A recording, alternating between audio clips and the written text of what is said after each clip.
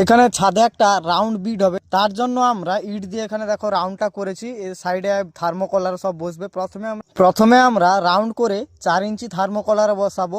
এখানে ডিজাইনটা হচ্ছে কারণ নিচে একটা ডিজাইন করা আছে, তো এই যে ডিজাইনটা উপরে হচ্ছে ছাদের সঙ্গে, নিচে যে ডিজাইনটা হচ্ছে দুটোকেই ভালো মানাবে, তার জন্য আমরা এই ডিজাইনটা করছি। তো তোমাদের দেখাবো, ভিডিওটা সম্পূর্ণ দেখতে থাকো, আমি তোমাদের দেখাচ্ছি সব কিছুই। প্রথমে আমাদের 4 ইঞ্চি থার্মোকল মারা কমপ্লিট হয়ে গেছে। এবারে আমরা কি করব, সাইড দিয়ে 3 ইঞ্চি থার্মোকল বসাবো।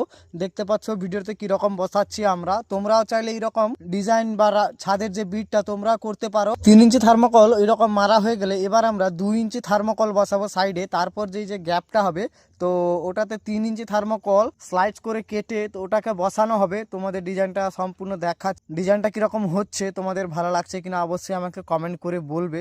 এবার আমি তোমাদের পুরো ডিজাইনটা দেখাচ্ছি, তারপর আমি তোমাদের নিচে দেখাবো ডিজাইনটা কিরকম হয়েছিল অবশ্যই।